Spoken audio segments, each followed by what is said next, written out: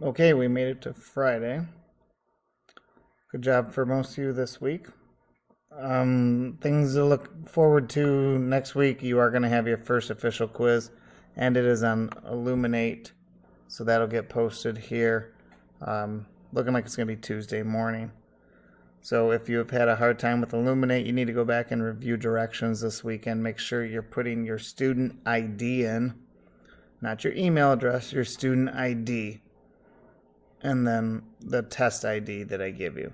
Okay, everybody should be able to do that. You exit out of your Chromebook to do it and use the Illuminate lockdown browser. And that's what we'll be doing our testing on. So today we are on page 7 of our notes, if I recall. Here, let me check real quick. Yep, page 7 of your notes. Okay, we only got 3 examples today, and the first ones are consecutive integer problems. Okay, consecutive integers are simply just things that go in a row. So like the numbers 2, 3, 4, 5, etc. Are all considered consecutive integers.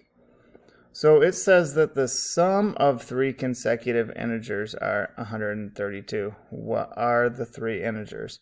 So we're getting into these story problems here, okay? So what we know is that in algebra, a lot of times we deal with unknowns. And in this case, we don't know what those 3 numbers are. But here's what we do know. This is always how I do it. We know that our first number, whatever it is x. Okay? And then that's one of our numbers, but we're dealing with 3 numbers. So whatever our second number is, it's going to be x, and it's going to be 1 more than x. Okay, and then our third number is going to be 2 more than the original number. So you would have x plus 2. So if I go over here on the other side real quick, how does that work? Well, I'm just going to pick a number here. Let's pick an easy number. Let's do 19. So if 19 was my first number, which is not going to be in this case, that is what x would be. And then, well, what is x plus 1?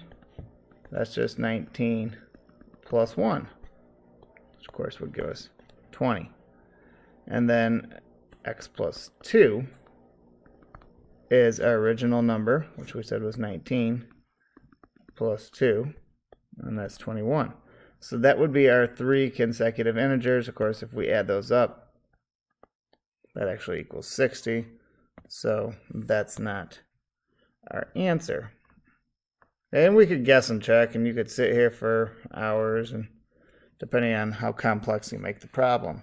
So the one thing that is always consistent with consecutive integers, which you notice on 25 it says consecutive odd integers, is that when we add these up, when we add these up, we now have 3 x's. Okay, and then we have 3 over here. Okay, so that's my equation. I have 3x plus 3, and that's going to equal 132. Well, so now we're going to take this and we're going to solve it. So you take your 3 and you subtract it, and 3x equals 120.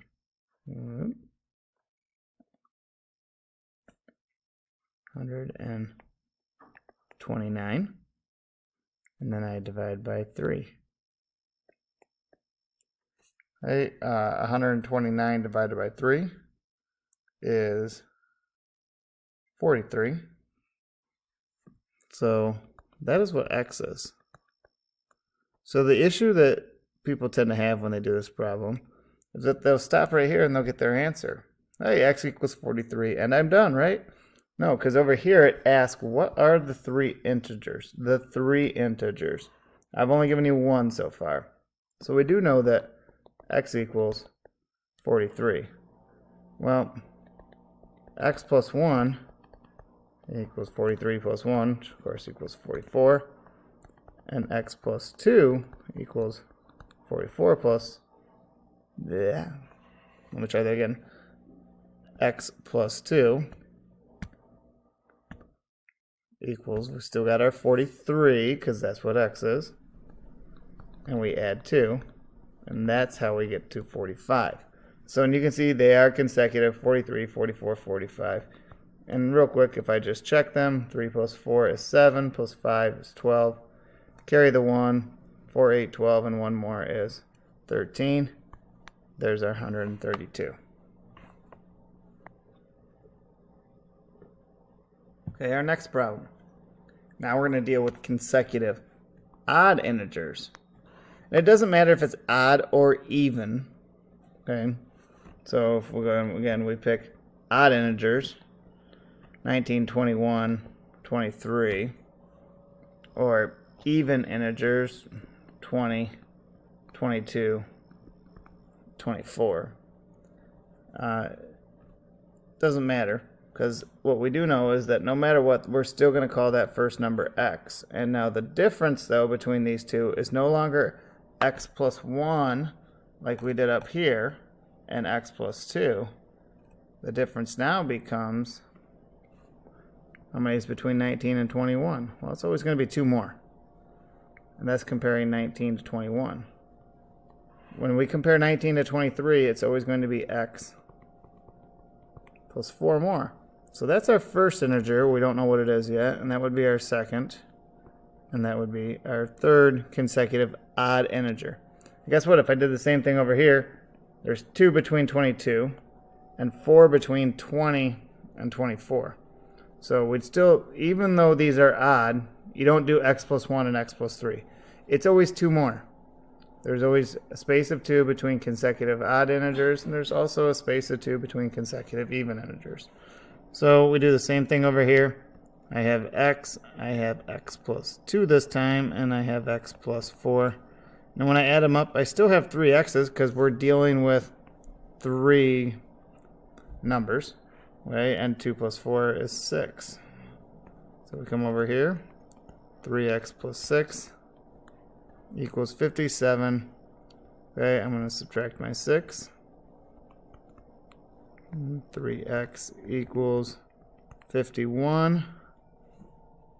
Okay, and we are going to divide by 3. And you're going to get your first answer. That is x is equal to 17. So it says, what again, the question, sometimes it might say, what's the third integer? Or what's the largest integer? Or what's the smallest integer? This asks, what are the 3 integers? Well, I know that x equals 17. We already wrote that. So then what's 2 more? Well, x plus 2 is 17 plus 2, 19. And then x plus 4, which is 17 plus 4 equals 21. And if I added those together, 21 and 19 is 40, plus the 17 makes 57. Okay, and our third problem. Now you're also going to see some story problems. So let me zoom out a little bit, because I gave you a chart. Here it is. It says 4 friends use an online coupon to get discounts on concert tickets. They spent $312 for the 4 tickets. What was the price of 1 ticket without a discount? Hey, that's a lot of information here. So we come down. They do provide it. They provide a chart. It says that you have your tickets, okay?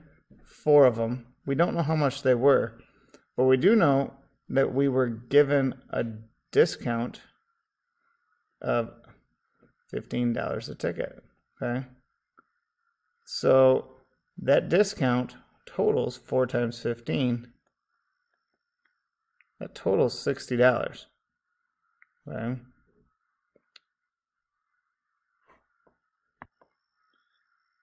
Okay, and since it's a discount, this money is actually going to be subtracted from our total. If they were to maybe charge a fee, sometimes you use a credit card, it always charges you a fee. Instead of subtracting, we would be adding. Okay, but we're not doing that in this case. So that's going to subtract. So how many tickets are we buying? Well, we are buying 4 tickets. How much do they cost? We don't know. But what we do know is that when we bought those tickets, we were able to subtract $60 as a part of a discount. Okay, and then that totaled $312. Okay, so I can go through and do my math. Right, and that means that really the 4 tickets cost me $372. Right, divided by 4. Then x equals, and I don't have my calculator sitting here with me tonight. So come over here real quick and do some old school division. How many times does 4 go into 3? It doesn't, but it does go into 40 or 37 4 times. Yeah, 9 times, because 4 times 9 is 36. When we subtract, we get 1. Bring down the 2. 4 goes into 12. 3 times, and we're done. So, cost of tickets, $93. Yeah. Was without the discount, and that was what the question asked. Okay. How much did we spend without the discount? We spent $93. And remember, you'll be able to find these videos on both our screencast channel that I've created and our YouTube channel that I created. Have a good weekend.